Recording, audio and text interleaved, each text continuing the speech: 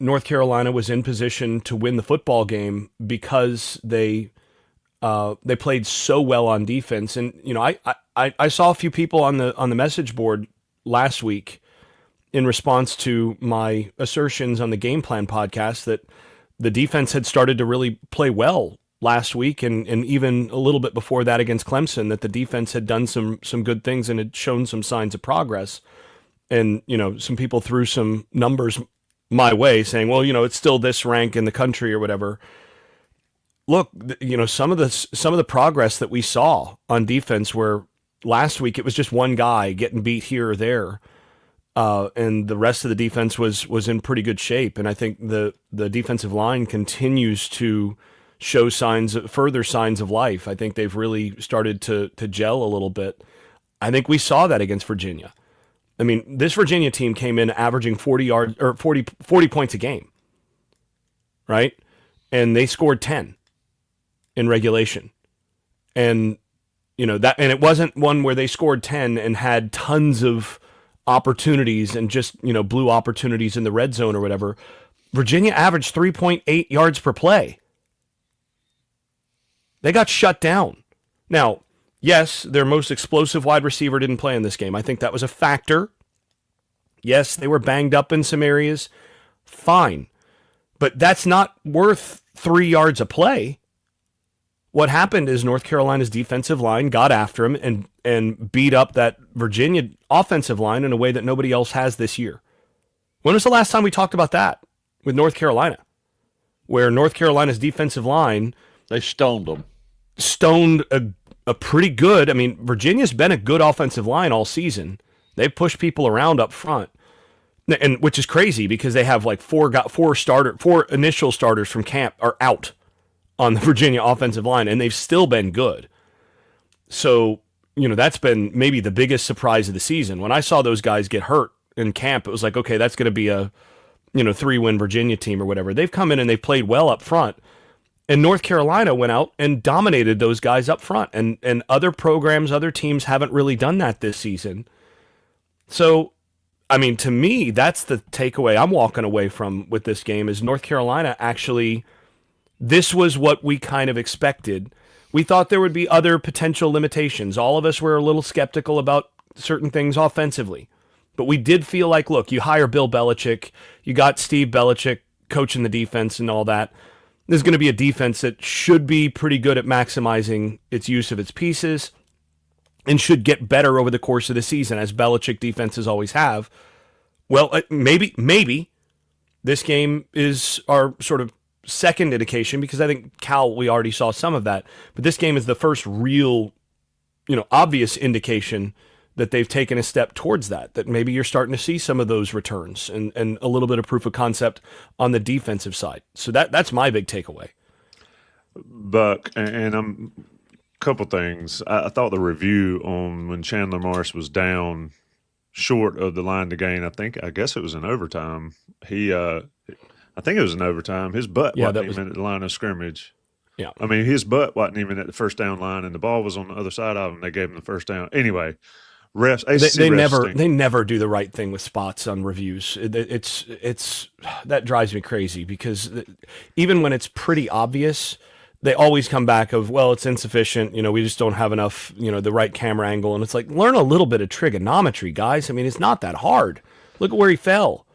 Yeah. And it's I wasn't watching the game, so I didn't see the insight into the replay booth, but I'd have been wondering to know what they're talking about there when, like I said, his butt wasn't even to the line to gain and the ball was on the other side of him. Anyway, Buck, talking about defense, and folks in the chat are asking about the play and overtime and all that. We'll get to the offense on the other side of the break. But Buck, on the defensive side, I'm looking at PFF numbers, and this is where I don't understand them, and I don't want to dig too much into them. Tyler Thompson was number one. Obviously, that's well earned. He's played well.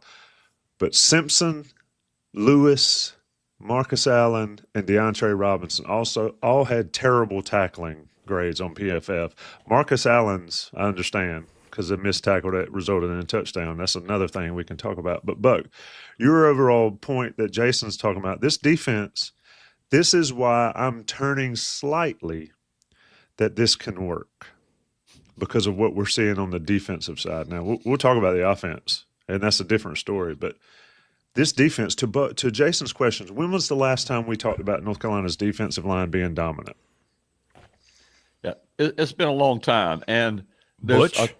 there's a couple of specific things that we could talk about in relation to this defense in this particular game, or just overall. One is, for the last 2 weeks, the North Carolina defense has made a decent quarterback look bad.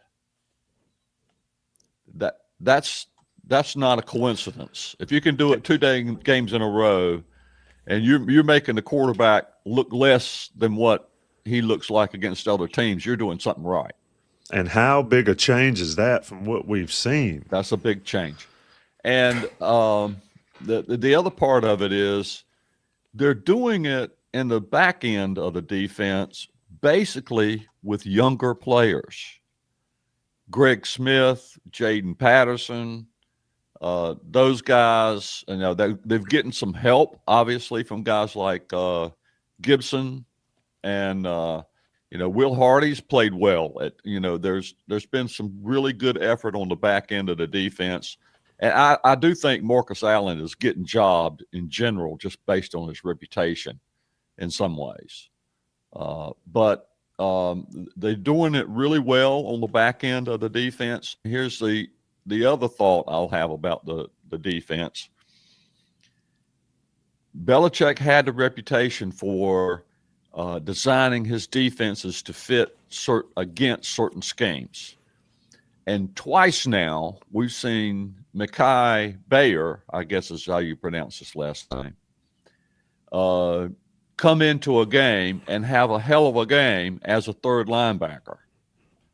Whereas this is only really, I think, his second game that he's played in where he got a lot of snaps and they just played a bigger lineup against Virginia.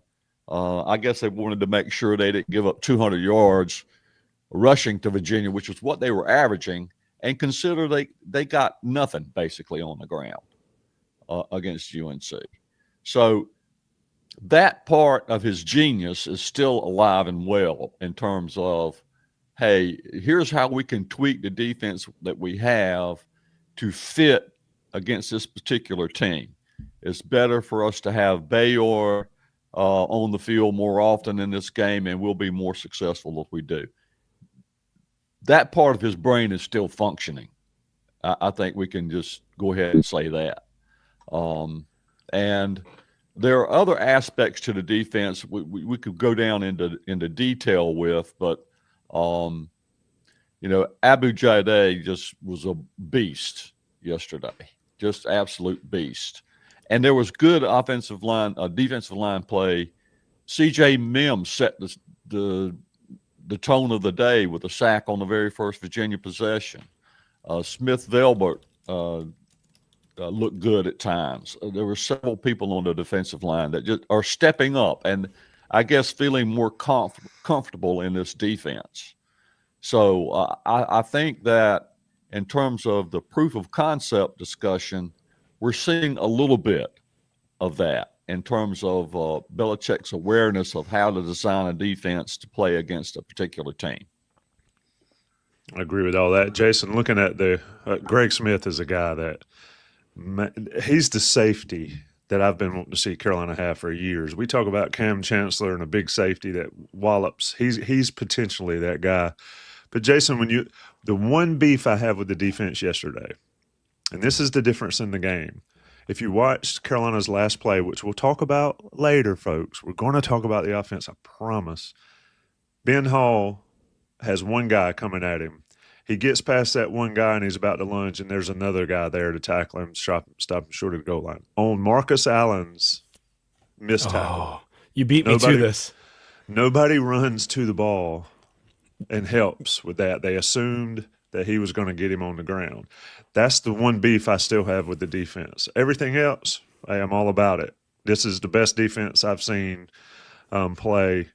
And Buck's point about making a good quarterback look bad, Grayson Loftus torched Mac Brown's defenses 2 years ago. And Grayson Loftus might be the worst quarterback in the country based on his performances in Charlotte. And I know it's a different team and all, but progress, people. Wins and losses matter, but